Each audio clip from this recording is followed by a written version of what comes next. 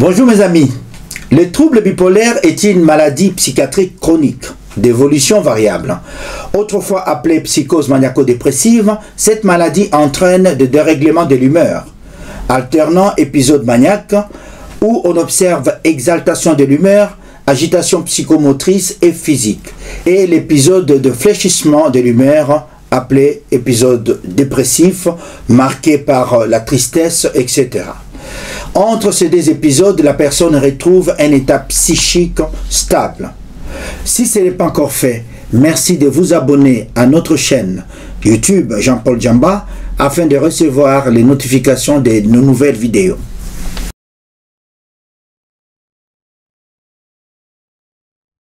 Le trouble bipolaire est une affection mentale autrefois appelée psychose maniaco-dépressive. Cette maladie psychiatrique entraîne un dérèglement chimique du cerveau avec une alternance des accès de grande excitation d'esprit appelée accès maniaque ou hypomanie et des phases dépressives marquées par de grandes tristesses. En d'autres termes, ce dérèglement de l'humeur correspond à trois choses. D'abord, la période d'excitation, d'euphorie accompagnée parfois d'un délire, c'est la phase ou accès maniaque. Ensuite, il y a la période libre, le TIMI, le moment de stabilité où le patient retrouve son état normal dans l'intervalle qui sépare les différents stades. Et enfin, la période dépressive ou l'accès dépressif. Ces changements brutaux dans l'humeur, dans le fonctionnement du cerveau, peuvent se produire régulièrement suivant un rythme cyclique très visible par moyenne 6 mois à 2 ans.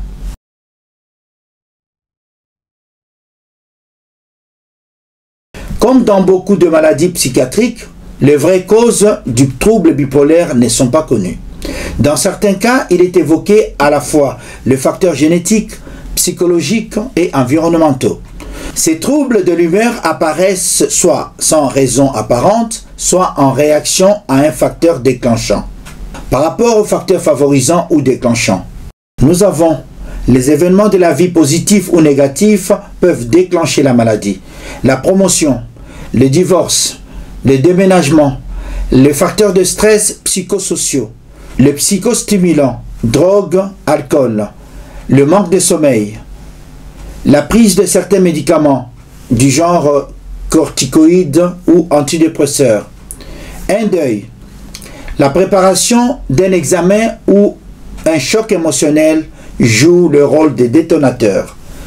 Il est pensé aussi à la maltraitance durant l'enfance, à la prise de toxiques par la mère durant la grossesse, les conflits familiaux, les problèmes au travail, etc.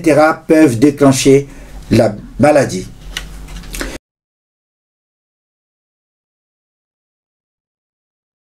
Le diagnostic du trouble bipolaire est très difficile et long à poser, pour plusieurs raisons. Car les différents types d'épisodes de maladie ne se manifestent pas de la même manière. Chez certains patients, les épisodes dépressifs sont prédominants et plus nombreux, tandis que les épisodes de manie ou maniaque et surtout d'hypomanie peuvent passer inaperçus par le médecin, l'entourage, comme pour les patients qui les subissent. En d'autres termes, on parlera d'accès maniaque si ces signes sont présents pendant plus de 7 jours et s'il y a rupture avec l'état antérieur et surtout s'il y a présence de discours délirants. Et les troubles bipolaires de type 2, il faut un accès hypomaniaque avec un ou plusieurs épisodes dépressifs pour poser un diagnostic. Dit autrement, dans l'accès hypomaniaque, les signes sont d'intensité moindre et durent plus de 4 jours.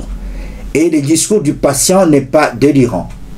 Le comportement du patient est dans la plupart du temps socialement acceptable dans les troubles bipolaires de type 2.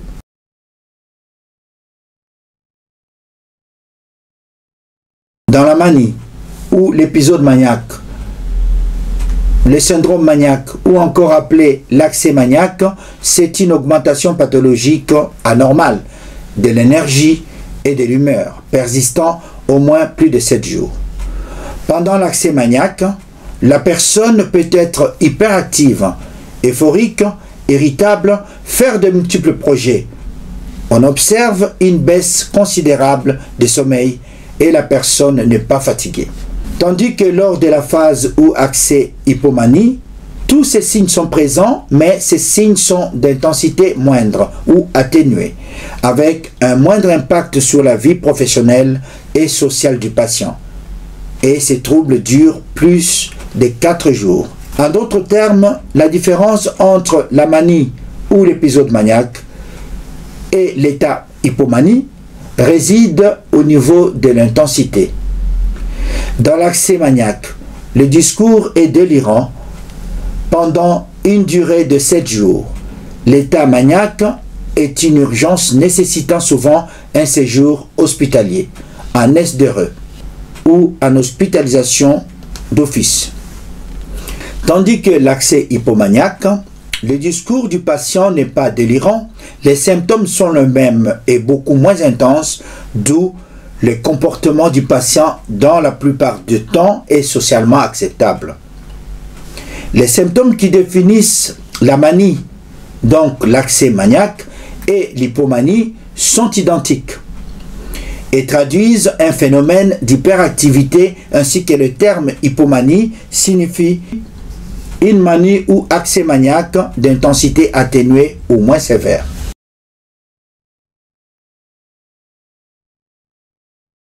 Les symptômes de troubles bipolaires sont ceux de l'épisode maniaque, caractérisé par l'augmentation pathologique anormale de l'énergie et de l'humeur, persistant au moins sur une durée de plus de 7 jours. Et c'est de la dépression, survenant par intermittence. Ces épisodes sont entrecoupés par des périodes libres, où l'humeur est normale ou stable. Voici quelques symptômes présents lors de l'accès ou épisode maniaque. La personne peut être hyperactive, avec un sentiment de bonheur intense ou au contraire une agitation et une irritabilité excessive. La personne peut se sentir capable de tout faire, hyper confiant en soi, présence d'énergie débordante avec de multiples projets. Un besoin de parler avec un flux de paroles allongé, c'est la logorée ou palilali, diarrhée verbale. Discours plus rapide, ce qu'on appelle la tachyphémie. Le patient a du mal à se concentrer, il a très peu conscience de son état ou de son trouble. Parfois, des moments de délire ou d'hallucination, humeur euphorique. Le discours du patient présente des idées de grandeur, la mégalomanie. Il fait preuve d'un optimisme débordant, d'un sentiment de toute puissance et d'une désinhibition. Un plaisir augmenté avec certains comportements dangereux sur la sexualité, les achats compulsifs ou les achats inconsidérés, c'est-à-dire inutiles.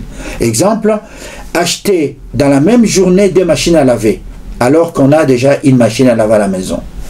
Dans sa tête, tout va très vite. C'est la tachypsie.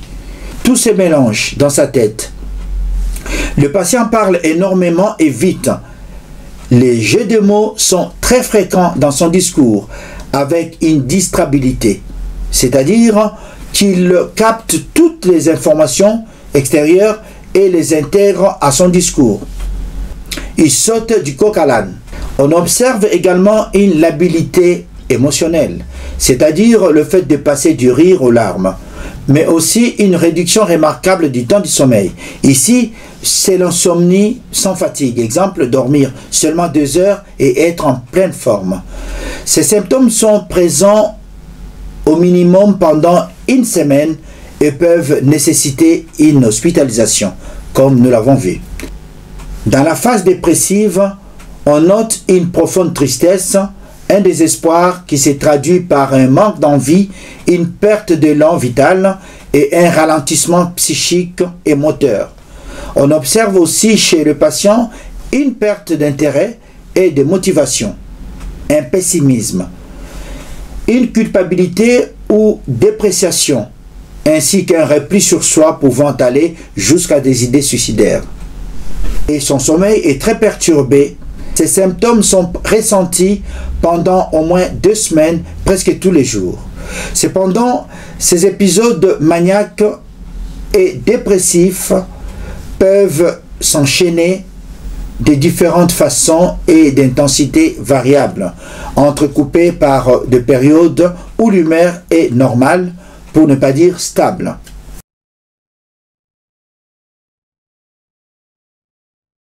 Selon la Haute Autorité de Santé ainsi que l'OMS, il s'écoule en moyenne 10 ans entre le début de la maladie et l'instauration d'un traitement adapté. Dans la prise en charge des troubles bipolaires, il y a d'abord l'hospitalisation, dans le but de stabiliser l'humeur et prévenir les rechutes et les risques suicidaires. De ce fait, le traitement comprend les thymorégulateurs ou régulateurs de l'humeur, prescrits ici pour atténuer les symptômes liés à l'épisode maniaque ou dépressif et pour prévenir les autres crises. Il y a aussi les anxiolytiques et les antidépresseurs, suivi d'un traitement de fond à base de sel de lithium afin d'éviter les récidives. Ce traitement est prescrit pour une longue durée, parfois toute la vie, avec une analyse sanguine régulière pour s'assurer que le traitement est bien supporté par l'organisme. Devant des situations difficiles ou résistance au traitement péros, il est parfois proposé les sismothérapies ou l'électroconvulsivothérapie. Il est ensuite associé au traitement médical la psychothérapie, dans le but d'aider le malade à prendre conscience de la maladie et reconnaître le signe annonciateur ou avant-coureur. Il y a aussi la thérapie comportementale, familiale ou conjugale en raison de l'impact de la maladie sur l'entourage. En d'autres termes, le succès de la prise en charge passe aussi par l'éducation thérapeutique afin que la personne dont le patient et son entourage apprennent à reconnaître les signes avant-coureurs ou annonciateurs de la maladie. Les troubles bipolaires est une pathologie chronique touchant entre 1 et 4% de la population. Généralement, les jeunes entre 15 et 25 ans. Les hommes et les femmes sont touchés à part égale. L'OMS place le trouble bipolaire au 6e rang mondial des maladies les plus invalidantes, avec 60 millions de cas dans le monde. Selon l'OMS, les personnes bipolaires ont une espérance de vie réduite de 10 ans en moyenne par rapport à la population générale, notamment du fait des tentatives de suicide plus fréquentes, car 20% des malades non soignés décèdent de cette façon.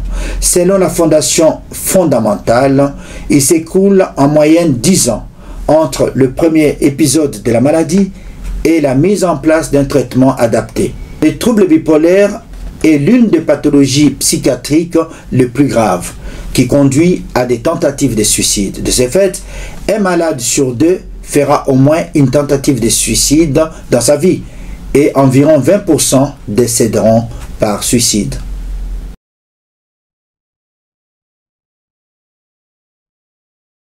La principale complication est liée au risque suicidaire. 2. La possibilité de la non-reconnaissance du caractère pathologique des troubles par le patient. Et 3. Il y a les rechutes, car certains patients arrêtent le traitement brutalement sans avis médical. Par rapport à la prévention, il n'existe pas de moyen de prévenir l'apparition d'un trouble bipolaire, car la maladie ne peut être diagnostiquée qu'avec l'apparition des symptômes. Pour cela, je m'en vais vous donner quelques conseils. Observez une bonne hygiène de vie. Dormir suffisamment. Les couchers doivent se faire à heure fixe. Éviter de fragiliser son équilibre psychique avec les excitants, du genre café, etc. Et les toxiques, du genre alcool, tabac, drogue. Pratiquer une activité physique. Adopter une alimentation saine et équilibrée. Ne pas prendre de médicaments sans avis médical, donc éviter l'automédication.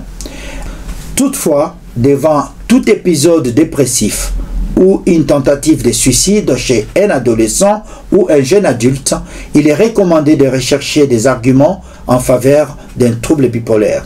Cela étant, un repérage diagnostique précoce et une prise en charge rapide et adaptée permettent d'améliorer le pronostic de la maladie. D'ailleurs, la plupart des patients bipolaires traités ont une bonne insertion socio-professionnelle et occupent des postes de responsabilité politique ou économique. Je termine cette émission par les conseils de ma mère, qui me disait en tête là que papa, Dembaki Ndekama Nyamase. Ce qui veut dire en français, papa, être en bonne santé est beaucoup mieux que d'avoir un bon plat composé du riz, de la viande et du poisson. Merci.